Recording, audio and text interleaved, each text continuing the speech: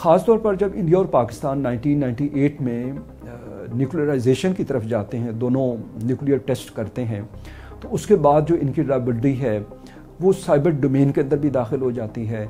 और फिर कभी इंडिया की तरफ से और कभी पाकिस्तान की तरफ से ये साइबर अटैक्स होते रहे हैं।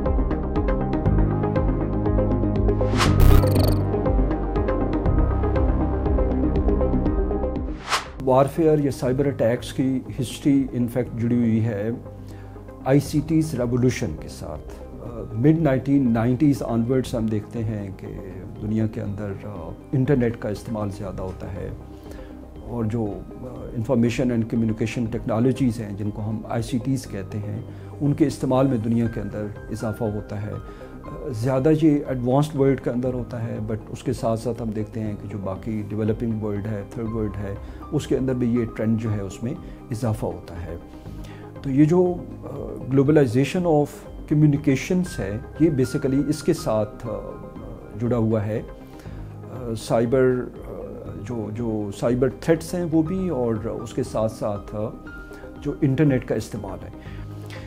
अब ये जो हिस्ट्री है ये मिड 1990s ऑनवर्ड्स इसकी शुरू होती है, लेकिन जो साइबर वारफेयर की इटसेल्फ एक हिस्ट्री है, क्योंकि जो बाकी साइबर अटैक्स हैं जिस तरह के हैकिंग है या इंफॉर्मेशन वॉरफेयर है, साइबर टेररिज्म है, ये तो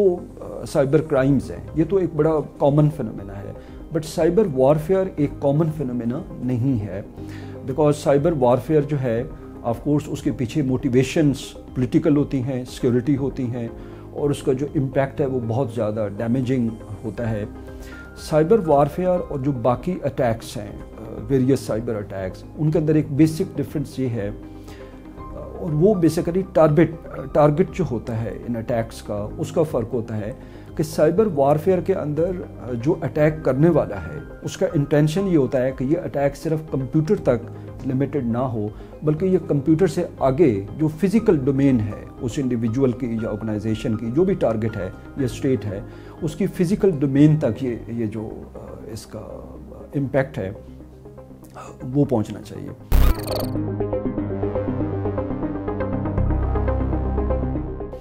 अब साइबर वॉरफेयर बेसिकली जो है ये रशिया ने 2007 में एस्टोनिया के ऊपर अटैक किया था, और इनफैक्ट ये साइबर अटैक था, और इस साइबर अटैक के अंदर एस्टोनिया के जो कंप्यूटर्स हैं उनके ऊपर अटैक किया गया, लेकिन जो टारगेट्स थे वो एस्टोनिया के क्रिटिकल इंफ्रास्ट्रक्चर्स थे। तो कंसिक्वेंटली एस्टोनिया का बैंकिंग सेक्टर, उसके साथ साथ जो उनका रेलवे सिस्टम है, वाटर सिस्टम है, तो वेरियस कम्युनिकेशन सिस्टम्स जो हैं उनको डैमेज किया गया, उनके ऊपर अटैक किया गया। उसके बाद रशिया ने ही बेसिकली, रशिया का एक कॉन्सेप्ट है जो कि इवॉल्व होता रहा है सिंस 2007, मिड 2000s ऑनवर्ड्स ये कॉन्सेप्ट इवॉल्व होता रहा है, और ये हाइब्रिड वॉरफेयर का कॉन्सेप्ट है। तो हाइब्रिड वॉरफेयर के अंदर जो है वो रशिया मिलिट्री मीन्स या ट्रेडिशनल मीन्स जो हैं उनको भी इस्तेमाल करता है, और उसके साथ साथ जो नॉन ट्रेडिशनल मीन्स हैं वॉरफेयर के, उनको भी इस्तेमाल करता है। तो उसके अंदर जो मोस्ट इफ़ेक्टिव वेपन है रशिया के पास नॉन मिलिट्री मीन्स के अंदर, वो इनफैक्ट साइबर अटैक्स का है। तो ये रशिया ने पहले एस्टोनिया पे किया था 2007 में, उसके बाद 2008 में जॉर्जिया पे किया था, फिर इसी साल के अंदर इस पे जो एक रशिया के साथ कंट्री है छोटा सा बेलारूस, उसके ऊपर भी होता है। फिर एक बहुत ही फैटल साइबर अटैक जो है वो 2010 में ईरान के न्यूक्लियर प्रोग्राम के ऊपर होता है, और बेसिकली उसके अंदर एक मालवेयर का इस्तेमाल किया गया था। और पहले जो अटैक्स जिनका मैंने जिक्र किया उसमें तो इनफैक्ट रशिया की इन्वॉल्वमेंट थी, लेकिन जो ईरान के न्यूक्लियर प्रोग्राम के ऊपर था उसमें US और इजराइल की इन्वॉल्वमेंट थी। तो ये इस तरीके से ये आमतौर पर ये होता है कि जो राइवल स्टेट्स होती हैं, जैसा कि फॉर एग्जांपल ईरान के ऊपर जब इजराइल और अमेरिका की तरफ से ये अटैक्स हुए, तो ईरान जो है उसने रिटेलिएट किया,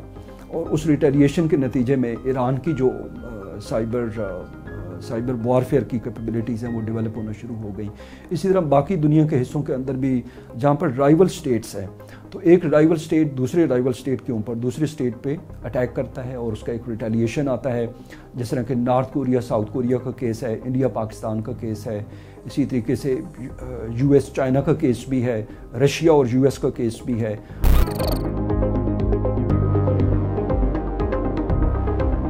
اسی طرح یوکرین کے اوپر بھی خاص طور پر جب ارلی 2014 آنورڈز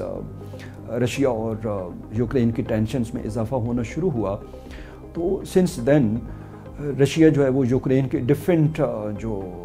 انسٹالیشنز ہیں ان کے اوپر اٹیک کرتا رہا ہے. فار ایگزامپل رشیا نے 2015-16 کے اندر جو ان کی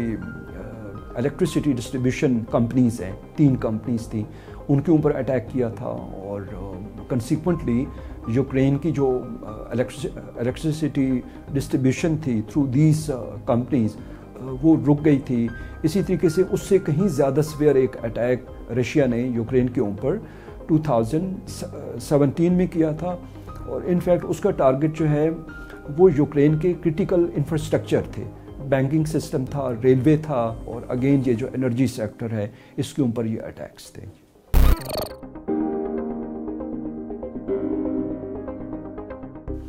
خاص طور پر جب انڈیا اور پاکستان 1998 میں نیوکلیئرائزیشن کی طرف جاتے ہیں, دونوں نیوکلیئر ٹیسٹ کرتے ہیں, تو اس کے بعد جو ان کی رائیولری ہے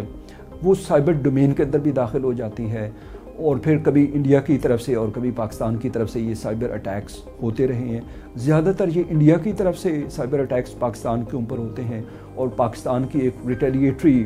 اپروچ ہوتی ہے. فار ایگزامپل 1999 سے 2008 تک ہنڈریڈس کے اندر انڈیا کی طرف سے پاکستان کے اوپر سائبر اٹیکس ہوئے اور پاکستان جو ہے کنسیکوینٹلی ان کو ریٹیلیٹ کرتا رہا. اسی طرح 2013 کے اندر ایک نارویجین سائبر سیکیورٹی کمپنی نے فرم نے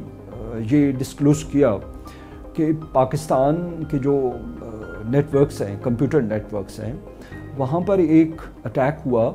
2013 سے. یہ بیسیکلی ایک سائبر پینیٹریشن تھی 2010 سے لے کے 2013 تک اور in fact Pakistan was not aware of this cyber penetration. تو پاکستان کوائٹ ولنریبل ہے. اس کے ریزن یہ ہے کہ دونوں جو کنٹریز ہیں انڈیا اور پاکستان وہ ایک ہوسٹائل انوائرمنٹ کے اندر رہتے ہیں, دونوں کی ایک رائیولری ہے. دوسرا پاکستان کا کیس سمجھنا اس لیے بھی ضروری ہے کہ پاکستان جو ہے ایک تو ہوسٹائل ریجنل انوائرمنٹ کے اندر ایگزسٹ کرتا ہے انڈیا کے ساتھ. انڈیا کی جو سائبر کیپیبلٹیز ہیں وہ پاکستان کے مقابلے میں زیادہ ہے, پر اس کے ساتھ ساتھ آپ دیکھیے کہ پاکستان کے اندر جو یوز آف انٹرنیٹ ہے اور انٹرنیٹ آف تھنگس ہے یا کرٹیکل انفراسٹرکچرز ہیں وہ ایکسپوننشلی انکریز ہو رہے ہیں. ہم دیکھتے ہیں کہ پاکستان کے اندر انٹرنیٹ یوزرز کے اندر ایک بہت بڑا ریسنٹ ایئرز کے اندر اضافہ ہوا ہے. تو پاکستان حقیقی طور پر آئی سی ٹی ریولوشن جو ہے اس میں سے یہ گزر رہا ہے.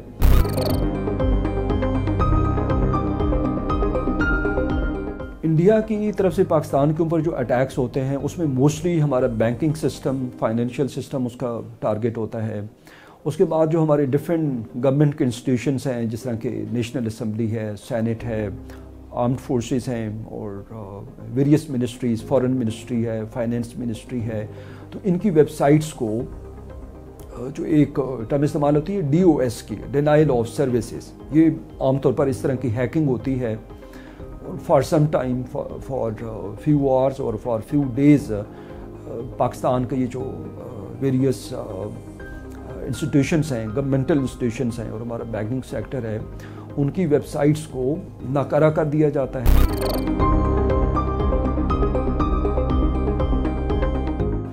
اچھا, پاکستان کی جو سائبر سیکیورٹی کیپیبلٹیز ہیں وہ بہت کویسچنیبل ہیں. اس کو یوں دیکھا جا سکتا ہے کہ انفارچونیٹلی اس وقت بہت تھوڑے ممالک ہیں دنیا کے اندر کہ جن کی سائبر سیکیورٹی پالیسی نہ ہو. Pakistan is one of those countries who do not have yet cyber security policy, کیونکہ جب آپ کی پالیسی نہیں ہوتی تو آپ کے پاس کوئی ڈائریکشن نہیں ہوتی کہ آپ نے साइबर सिक्योरिटी का एजेंडा जो है उसको कैसे हासिल करना है, अपने इंस्टीट्यूशंस को कैसे सिक्योर करना है, जबकि दूसरी तरफ हमारी जो डिपेंडेंस है डिजिटल इंफ्रास्ट्रक्चर के ऊपर, जो ऑनलाइन इंफ्रास्ट्रक्चर के ऊपर, वो बढ़ रहा है। अब आप अगर देखें पाकिस्तान का institutional infrastructure for cyber security तो वो बहुत लिमिटेड है। सिर्फ FIA के अंदर एक यूनिट है, एक सिंगल यूनिट है जो कि साइबर क्राइम की रोकथाम के लिए काम करता है। बट एक बड़े पैमाने पर जो एक आपका इंस्टीट्यूशनल इंफ्रास्ट्रक्चर होता है वो एग्जिस्ट नहीं करता। तो पाकिस्तान को चाहिए, अभी एक एग्जांपल है रिसेंट जो हमारी पाकिस्तान की much appreciated and celebrated policy है, इंटरनल सिक्योरिटी पॉलिसी, उसके अंदर साइबर सिक्योरिटी का एक पासिंग कमेंट्स के तौर पर जिक्र है। तो उसके अंदर जो 7 एरियाज जिनको टारगेट किया गया है, साइबर सिक्योरिटी उसके अंदर शामिल नहीं है। तो साइबर सिक्योरिटी बहुत इम्पॉर्टेंट है, पाकिस्तान के अंदर ये पढ़ाया जाना चाहिए, इसके ऊपर रिसर्च होनी चाहिए और गवर्नमेंट को चाहिए कि वो एक पॉलिसी मुरतब करे इसके ऊपर, और साथ साथ जो इंस्टीट्यूशनल इंफ्रास्ट्रक्चर है for cyber security, for developing cyber capabilities, उसके ऊपर काम हो।